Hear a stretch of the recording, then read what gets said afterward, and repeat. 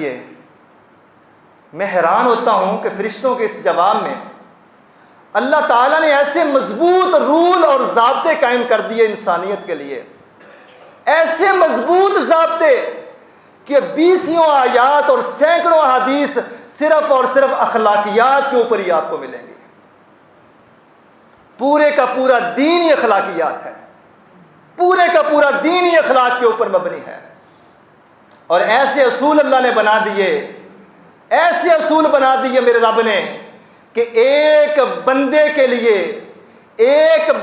لیے آپ تصور کریں، اگر آپ کے 4 بیٹے ہیں آپس میں لڑیں، آپ کو سکون آئے گا؟ آپ سینہ چوڑا کر کے تب ہی محفل میں بیٹھ سکتے ہیں، خاندان میں سر اونچا کر کے تب ہی چل سکتے ہیں جب آپ کی اولاد میں اتفاق ہے۔ اولاد لڑے گی بڑھے گی، آپ سمجھیں گے میری کمزوری ہے، میں نے اچھی تربیت نہیں کی، معاشرے میں میری ناک کٹوا رہے ہیں، محلے میں میری بےعزتی کروا رہے ہیں، خاندان میں میری عزت کا جنازہ نکلوا رہے ہیں۔ ارے یہاں تو اللہ کی عزت کا مسئلہ ہے، اللہ کے بندے آپس میں لڑیں، اللہ کے بندے آپس میں لڑیں۔ کیا اللہ جو یوم الحساب کا مالک ہے ایک ظالم کو معاف کر دے گا؟ اس وقت تک معاف نہیں کرے گا جس کے ساتھ ظلم ہوا ہے، جب تک وہ خود معاف نہ کر دے۔ اسی لیے تو کہا جاتا ہے اللہ اپنے حق چاہے تو معاف کر دے گا، لیکن بندوں کے حق اس وقت تک معاف نہیں ہوگے جب تک بندے معاف نہ کریں۔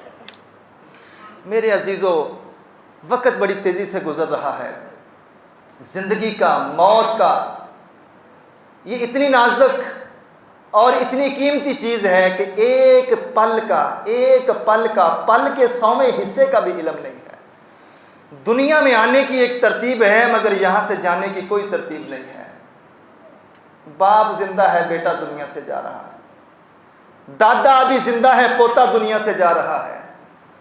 اس لیے موت سے پہلے اپنے معاملات اللہ کے ساتھ تو ٹھیک کر ہی رہے ہیں، بندوں کے ساتھ ٹھیک کرنا اس سے زیادہ ضروری ہے۔ یہ میں اس لیے کہہ رہا ہوں، میرے نبی نے فرمایا جب کوئی انسان فوت ہوتا ہے اور اس کے فوت ہونے پہ اس روئے زمین کے 3 بندے یہ گواہی دے دے کہ بڑا با اخلاق انسان تھا، بڑی میٹھی زبان والا انسان تھا، بڑے اچھے کردار والا انسان تھا، جس کے اچھا ہونے کی گواہی اس روئے زمین کے 3 بندے دے دیں، اللہ تعالیٰ اس میت کو معاف فرما دیتے ہیں۔ اپنے سینے سے اس ناراضگی کو نکال کے دور پھینک دیں جو میری نمازوں کو ضائع کر رہی ہے، اپنے سینے سے اس بغض کو نکال کے دور پھینک دیں جو میری قرآن کی تلاوتوں کو ضائع کر رہی ہے۔ میرے عزیزوں، رب کے سامنے رونے سے پہلے، رب کے سامنے ہاتھ اٹھانے سے پہلے، رب کے سامنے ہاتھ جوڑنے سے پہلے اس روئے زمین پہ اپنے اس ساتھی سے معافی مانگ لو جس کو تمہاری وجہ سے تکلیف پہنچی ہے۔ میں نہیں کہتا، یہ ابو دردہ کا واقعہ سن لیجئے، پوری گفتگو کا نچوڑ اور خلاصہ ہے۔ ابو دردہ تاریخ دمشق، امام ابن عساکر 80 جلدوں میں یہ کتاب ہے۔ ابو دردہ کا واقعہ لکھتے ہیں کہ یہ ابو دردہ زندگی اور موت کی کشمکش کے اندر مبتلا ہے، آخری سانسوں میں ان کی زندگی ہے، نہ اٹھ کے بیٹھ سکتے ہیں، نہ چل سکتے ہیں۔ اپنے بیٹوں سے کہتے ہیں میرے بیٹو میرے دمون کو میرے پاس لے کے آؤ۔ دمون ان کے کھچر کا نام تھا، اور عرب کے لوگ اپنی سواری کا نام، اپنے جانوروں کا نام رکھتے ہیں اور اس نام سے اس کو پکارتے ہیں۔ ان کے کھچر کا نام تھا دمون۔ کہتے ہیں بیٹو میرے دمون کو میرے پاس لے کے آؤ۔ بیٹوں نے کہا ابا جان آپ نے کہاں جانا ہے اس ٹائم، نہ تو آپ بیٹھ سکتے ہیں نہ سواری پہ سوار ہو سکتے ہیں، تو دمون کو کیا کہنا ہے؟ کہتے ہیں نہیں، جاؤ دمون کی رسی پکڑ کے میرے پاس لے کے آؤ۔ کھچر لا کے سامنے کھڑا کیا جاتا ہے، کہتے ہیں بیٹو مجھے اٹھا کے بٹھا دو۔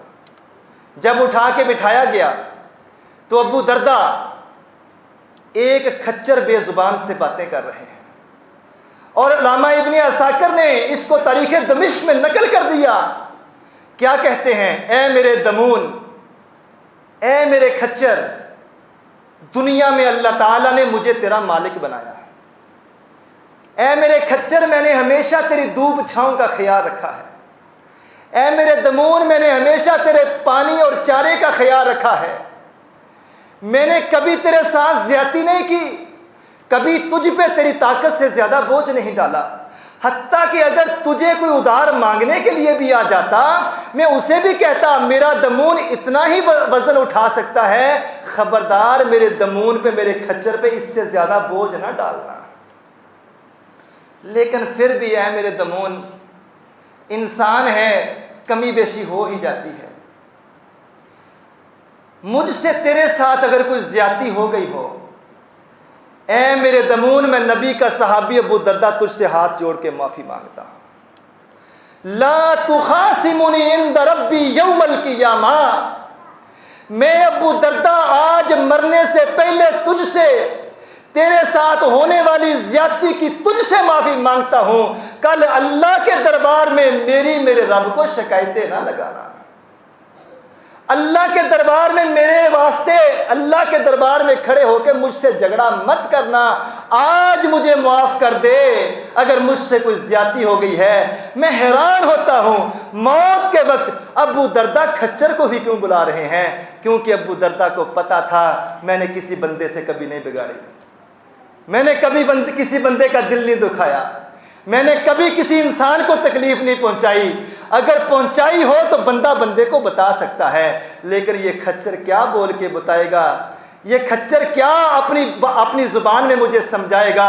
ایک جانور سے معافی مانگ رہے ہیں اس لیے کہ میرا حساب نیکیوں والا کھانا، نیکیوں والا رجسٹر، اس پہ کوئی داغ اور دبا نہ ہو۔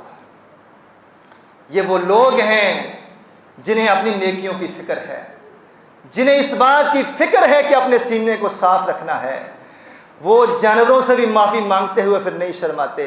اور میری انا اتنی زیادہ ہے، میں باپ سے بڑھ جاؤں تو باپ سے معافی مانگتے ہوئے مجھے شرم آتی ہے، بھائی سے لڑ جائے تو بھائی سے معافی مانگتے ہوئے شرم آتی ہے، کسی بڑے سے لڑ جاؤں تو بڑے سے معافی مانگتے ہوئے شرم آتی ہے۔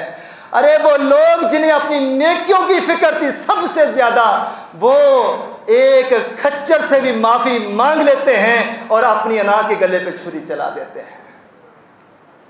رحمان کو راضی کرنے کی کوشش کرنی ہے، شیطان کو ہمیشہ شکست دینی ہے، اور اس بات کو ذہن میں رکھنا ہے کہ دلوں کو صاف کر کے، اپنے سینے سے بغض نکال کے، اپنے سینے سے ناراضگی نکال کے، میں جو بھی نیکی کروں گا وہ میری نیکی چوٹی کی نیکی ہوگی، لیکن ایسی نیکی جس کے پیچھے لوگوں کے آنسو بھی موجود ہیں، لوگوں کی دل آزاری بھی موجود ہے، لوگوں کے ساتھ بددیانتی اور خیانت بھی موجود ہے۔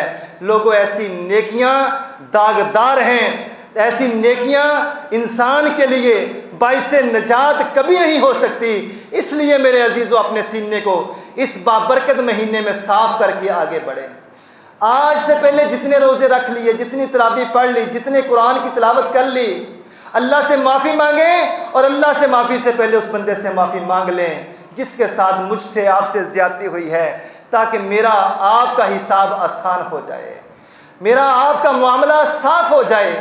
دل کو صاف کرنا اتنا عظیم عمل ہے کہ ایسے شخص کو دنیا میں ہی میرے نبی نے جنت کی بشارت دی ہے، اور گناہوں کی معافی کا میرے نبی نے مژدہ اور خوشخبری سنائی ہے۔ فرمایا جب دو مسلمان، سنن ترمذی کی حدیث ہے، جب دو مسلمان آپس میں ملتے ہیں، آگے بڑھ کے سلام کرتے ہیں، السلام علیکم کہتے ہیں، اللہ تعالیٰ غفر لہما قبل ان یتفرقا، ان دونوں کے ہاتھ جدا ہونے سے پہلے اللہ ان کے گناہوں کو معاف فرما دیتا ہے۔ اگر مجھے اور آپ کو اس بات کی خواہش ہے اور یقیناً ہے ہمارا اللہ ہمارے پہ رحم کرے، تو خدا را پھر زمین والوں پر رحم کریں۔ اگر مجھے اور آپ کو اس بات کی تمنا اور لالچ ہے کہ میرا اللہ مجھے معاف کر دے، پھر لوگوں کو معاف کرنا شروع کر دیں۔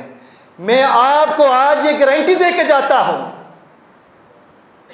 بدلہ لینے سے آپ کے سینے کو وہ سکون نہیں ملے گا جو سکون آپ کے سینے کو معاف کر کے ملے گا۔